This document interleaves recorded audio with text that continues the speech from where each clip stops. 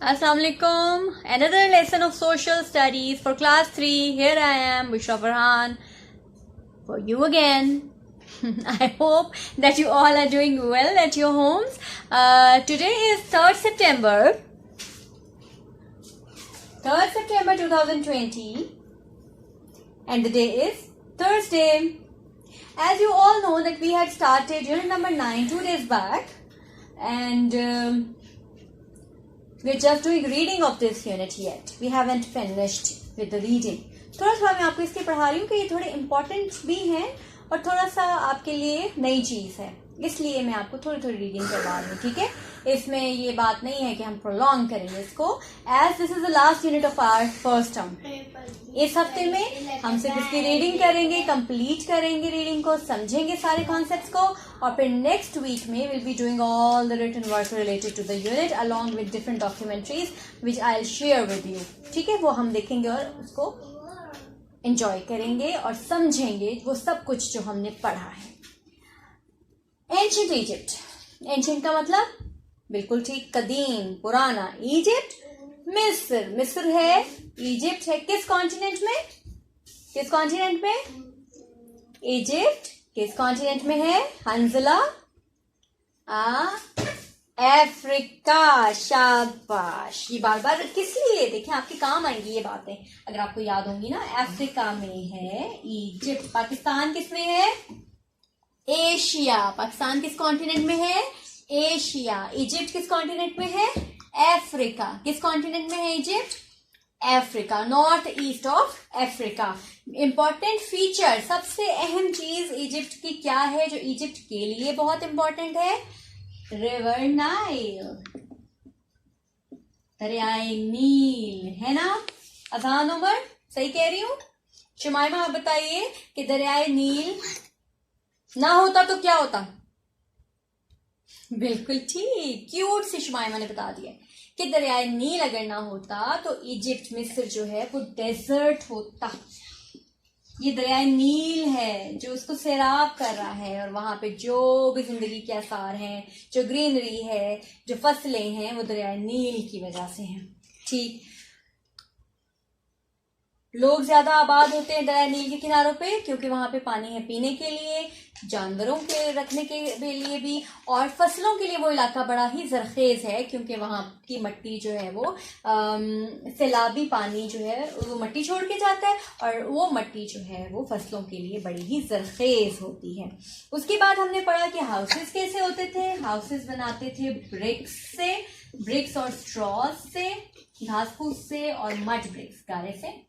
ठीक है, और उनको रख दिया जाता था सन में ड्राई होने के लिए, और वो पक्के बन जाते थे घर, और उसमें रहते थे. 2-3 मंजिला इमारत घर बनाते थे वो, और ऊपर करके उनकी खिड़कियां बनती थी जिसमें कोई शीशा नहीं होता था और हवा का आना जाना होता था. और क्या करते वो घरों को कूल डाउन करने के लिए और रोशनी की रिफ्लेक्शन के लिए क्या यूज करते थे? बताइए हसनैन, आप बताइए. हाँ बिल्कुल, व्हाइट पेंट यूज करते थे ताकि इलेक्ट्रिसिटी जो सनलाइट रिफ्लेक्ट हो जाए, उनके घर रोशन भी रहे और ठंडे भी रहे, वापस चले जाए. उसके बाद हमने बड़ा इंपॉर्टेंट पॉइंट पढ़ा पिरामिड्स और ममीज के बारे में. पिरामिड्स एंड ममीज पे. Pyramids and mummies. पिरामिड्स क्या थे एक्चुअली? टॉम्स थे. किनके टॉम्स थे, किनके मकबरे थे? वीआईपी लोगों के, इंपॉर्टेंट लोगों के, उनके बादशाहों के, उनके फैमिली मेंबर्स के. ठीक है, अच्छा, और उनके बिलीव्स क्या थे? क्या क्या बिलीव्स थे उनके? हाँ, बड़ा एक इंपॉर्टेंट, आफ्टर लाइफ के जो मर गए हैं ना, वो कहते हैं जो मर गए उनकी अगली जिंदगी शुरू हो गई है. इसीलिए वो जब दफनाते थे तो वो खाने पीने की चीजें, उनकी जरूरियात की चीजें डेड बॉडी के साथ दफना देते थे कि इसकी जी अगली जिंदगी शुरू हो गई है, अभी वहां इस्तेमाल करेगा. ठीक है, अब जो गरीब लोग होते थे ना उनको वो वैसे ही दफना देते थे, कुछ हो ना हो बस उनको दफना दिया. लेकिन जो अमीर लोग मरते थे उनको वो स्पेशल ममीज बना के दफनाते थे। डेड बॉडी पे सॉल्ट लगाते थे, उसको ड्राई कराते थे ताकि उस गले सड़े ना, और फिर उसके बाद उस पर कपड़ों की पट्टियां लपेट देते थे और उसको मम्मी बना देते थे। क्या बना देते थे? मम्मी। ठीक है। और फिर उसको दफनाते थे उसकी जरूरियात जिंदगी की चीजों के साथ। वो फर्नीचर भी हो सकता है, जेवरात, खेल की चीजें, यहाँ तक कि खाने पीने की चीजें भी उन्होंने इन टॉम्स में रखी होती थी कि जी इसकी अगली जिंदगी शुरू हो गई है ना, अब वो टॉम्प में एंजॉय करेगा अपनी अगली जिंदगी को। ये थे उनके कॉन्सेप्ट्स। अच्छा, इसके बाद हमने फिरौन के बारे में पढ़ा। फेरोज और लोग, यानी फिरौन कैसे थे और उनकी जो रियाया थी ना वो कैसी थी। फिरौन किसे कहते हैं भाई? बिल्कुल ठीक, फिरौन कहते हैं फेरो। फेरो कहते हैं मिस्र के बादशाह को कहते थे फिरौन। वो कोई बहुत सारे बादशाह गुजरे, वो सारे ही फिरौन कहलाए। ठीक है। अब ये फिरौन जो थे ना, ये टेम्पल्स बनवाते थे, मंदिर,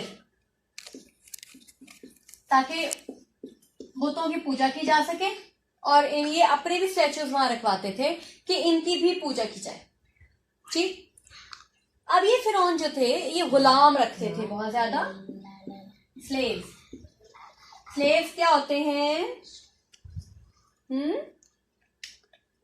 सनान, स्लेव्स कौन होते हैं? बिल्कुल ठीक, गुलाम होते हैं। अब ये गुलाम जो जब जंगें होती थी, फिर जिन्हों को कोई कैद करके ले आते थे उनको भी गुलाम बना लेते थे, या गरीब लोगों को गुलाम बना लेते थे, और उनको कोई उजरत नहीं देते थे। ठीक है, लेकिन उनसे बड़े सख्त काम लेते थे। उसके बाद हमने पढ़ा तुतनखमन के बारे में।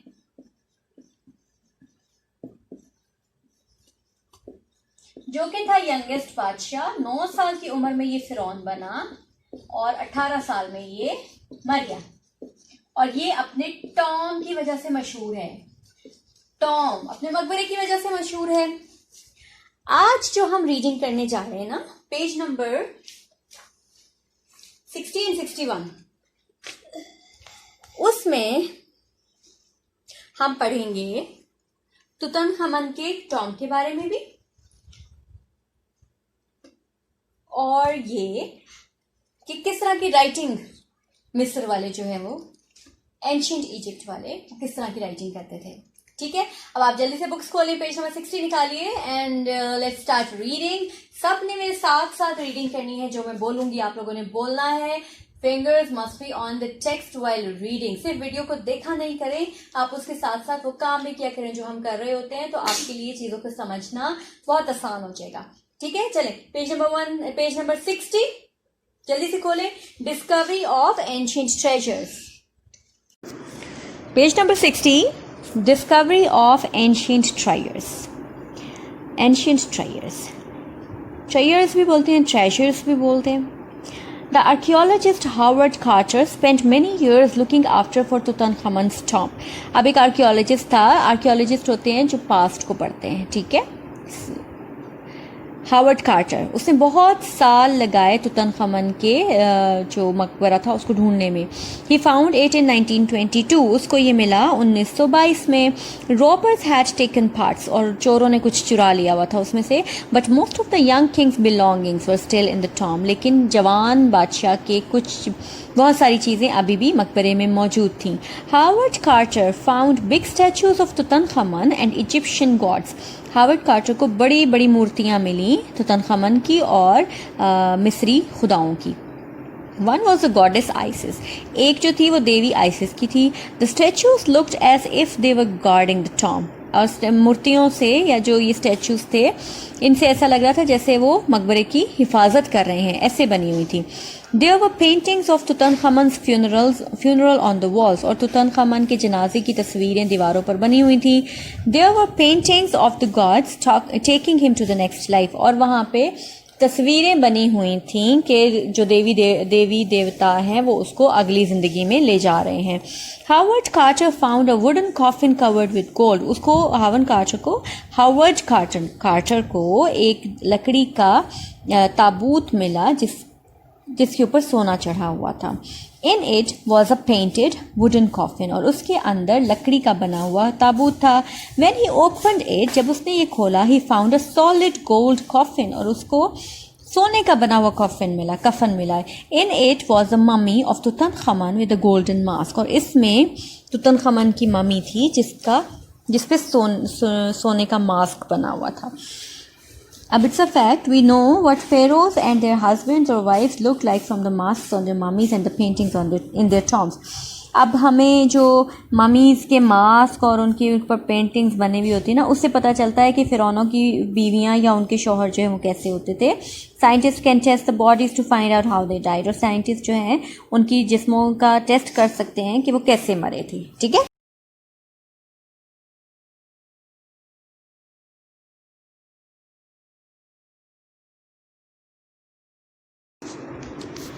Page number 61, hieroglyphs. More than 5,000 years ago, तकरीब 5,000 साल से भी ज़्यादा पहले, the ancient Egyptians wrote about everyday life and about their religion. पुराने मिस्री जो थे ना, कदीम मिस्री, वो अपनी रोज़मर्रा की ज़िंदगी और मज़हब के बारे में लिखते थे. Their writing was like pictures, और उनकी जो लिखाई थी ना वो तस्वीरों जैसी थी. These pictures are called hieroglyphs. अब इन तस्वीरों का, जो लिखाई की तस्वीरें होती थी, उनको hieroglyphs कहते हैं. There are hieroglyphs on the walls of ancient Egyptian tombs. और hieroglyphs हैं दीवारों पर. कदीम मिस्र के जो मकबरे हैं ना, सारे उनकी दीवारों पर hieroglyphs हैं, यानी कि pictures हैं, writing pictures. What did the ancient Egyptians write on? कि कदीम मिस्र के लोग किस पे लिखते थे. Papyrus is a plant that grows all over the Nile valley. Papyrus एक पौधा है जो सारी वादी नील में उगता है. The ancient Egyptians used the papyrus plant to make a type of paper. अब कदीम मिस्र के लोगों ने पेपरस प्लांट को इस्तेमाल किया एक तरह का कागज़ बनाने में. दे रोल्ड द पेपर, वो पेपर को रोल कर लेते, रोल बना लेते, and tied it to make a type of book, और उसको बांध लेते एक तरह की किताब बनाने के लिए. They wrote on papyrus as well as on the walls of the tombs. वो पेपरस पे भी लिखते थे और मकबरों की दीवारों पर भी लिखते थे. The hieroglyphs tell us a lot about life in ancient Egypt. Hieroglyphs जो हैं वो हमें कदीम मिस्र के बारे में बहुत कुछ बताती हैं. हाउ दे फार्म्ड, वो कैसे खेती बाड़ी करते थे. पीपल्स वर्क, लोगों का काम. The lives of important people, अहम लोगों की जिंदगियाँ. द गॉड्स दे वर्शिप्ड, देवी या देवता जिनको वो पूजा करते थे. And what happened to people after they died, और क्या हुआ उन लोगों के साथ उनके मरने के बाद. ठीक है, वो हायरोग्लिफ्स से पढ़ते थे, जो कि उनकी राइटिंग है जो पिक्टोरियल फॉर्म में होती थी. ठीक हो गया, ये यूनिट इज ऑलमोस्ट ओवर, बल्कि it's over. We are done with the reading of this unit number 9, ancient Egypt. अब बड़े इंटरेस्टिंग फैक्ट्स हमने पढ़े हैं, है ना. आपको मजा आया? क्या क्या पढ़ा है हमने, कौन बताएगा? महानूर इरफान, आप बताएंगी? हमने पढ़ा कौन सा आर्कियोलॉजिस्ट था. आर्कियोलॉजिस्ट कौन होते हैं? बिल्कुल, who studies the past.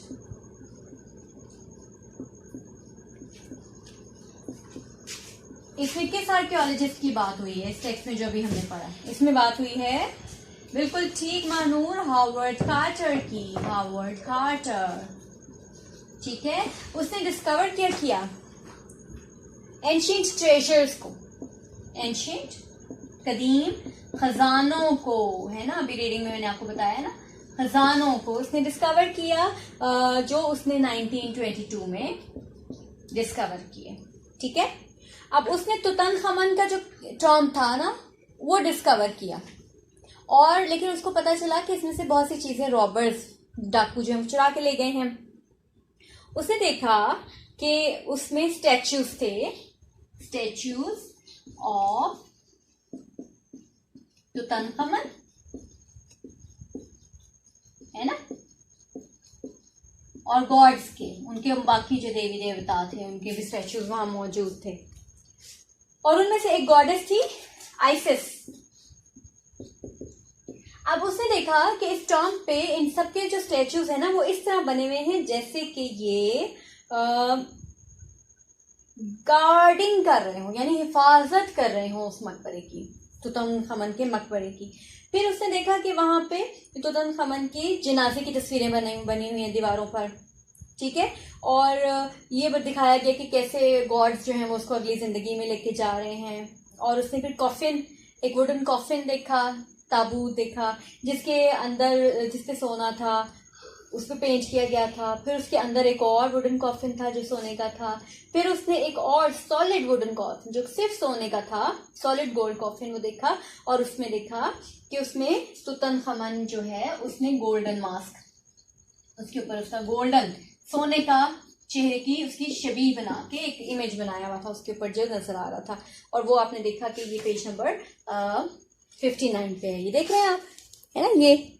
ये ऐसा था तुतनखामन, ठीक है। ये उसका मास्क बनाया हुआ है उन्होंने, और ऐसे ही उसके टॉम पे भी लगाया हुआ है और बड़े बड़े स्टैचूज बनाए हैं। फिर हमने पढ़ा उनकी राइटिंग के बारे में। अच्छा जी ज़ैनब, आप बताएं कि उनकी राइटिंग को क्या कहा जाता है। अभी हमने पढ़ा है, बिल्कुल ठीक। उसकी राइटिंग को कहा जाता है, उनकी राइटिंग को हायरोग्लिफ्स। अब हायरोग्लिफ्स जो है तकरीबन 5000 साल पहले जो इजिप्शियंस थे ना, वो अपनी जिंदगी के बारे में और अपने रिलीजन के बारे में लिखते थे तस्वीरों की शक्ल में, पिक्चर्स की शक्ल में, ठीक है। तो इन पिक्चर्स को कहा जाता था हायरोग्लिफ्स, और वो दीवारों पे लिखी होती थी। टॉम्स पे की दीवारों पे भी लिखी हुई है, इनके मकबरों की दीवारों पे भी लिखी हुई हैं। अच्छा, और वो क्या लिखते थे ज्यादातर? किस पे लिखते थे? हम किस पे लिखते हैं? हम लिखते हैं पेपर पे। हम पेपर पे लिखते हैं, और पेपर आपको पता है ना किससे बनता है? पेपर बनता है लकड़ी से, लकड़ी से। और उस दरख्त का क्या नाम होता है? पेपिरस। उस दरख्त का नाम है पेपिरस। अब वो जो है ना, इसकी लकड़ी से एक तरह का कागज बना लेते थे, और उस कागज पे वो लिखते थे, उसको रोल कर लेते थे और साइडों से बांध लेते थे, तो वो उनकी किताब बन जाती थी। अब हायरोग्लिफ्स जो हैं वो जो मिले हैं ना आर्कियोलॉजिस्ट को, वो हमें बताते हैं कि वो कैसे करते थे। क्या क्या बताते हैं? वो बताते हैं फार्मिंग कैसे की जाती थी, है ना, लोग क्या काम करते थे उस जमाने में। फिर लाइव्स ऑफ इम्पोर्टेंट पीपल, यानी जो बादशाह वगैरह थे, उनकी जिंदगी के क्या मामूलात थे, वो एक हिस्टोरिकल शक्ल दी है उन्होंने। इम्पोर्टेंट पीपल, राइटिंग थोड़ी आज ना स्लिपरी हो रही है। अच्छा, और फिर उनके गॉड्स के बारे में, और ये कि जब वो लोग मर गए तो उनके मरने के बाद उनके साथ क्या हुआ। तो ये सारी चीजें हमने इस यूनिट में पढ़ी हैं कि रिवर नाइल जो है वो बहुत इंपॉर्टेंट था एंशिएंट इजिप्शियंस के लिए, और जो कदीम मिस्री लोग थे वो यकीन रखते थे लाइफ आफ्टर डेथ पे, कि अब अगर मर गए हैं तो उनकी अगली जिंदगी शुरू हो गई है। और जो बादशाह थे, हुक्मरान थे कदीम इजिप्ट के, एंशिएंट इजिप्ट के, उनको फेरोज कहा जाता है, फिरौन। और पिरामिड्स बड़े मशहूर हैं जो मिस्र के, वो टॉम्स हैं, बेसिकली मकबरे हैं। वहाँ पे डेड बॉडी यानी कि ममीज दफनाई जाती हैं उनकी ज़रूरियात ज़िंदगी के लिए। ठीक हो गया। I hope you found this unit an interesting one, as we have learned a lot of historical facts in it about ancient Egypt. Next week में इंशाल्लाह हम इसमें से रिटन वर्क करेंगे, और मैं आपके लिए अच्छी सी वीडियो ढूंढूंगी जो मैं आपको भेजूंगी रिगार्डिंग दिस एंशिएंट इजिप्ट और ममीज एंड टॉम्स के बारे में, पिरामिड्स के बारे में। तो तब तक अपना ख्याल रखें, रिवीजन करें इस यूनिट को, बार बार आपने 2-3 दफ़ा पढ़ना है, इंपॉर्टेंट पॉइंट्स को जहन में रखना है, और फिर हम रिटन वर्क करेंगे इंशाल्लाह। तब तक के लिए अल्लाह हाफिज़।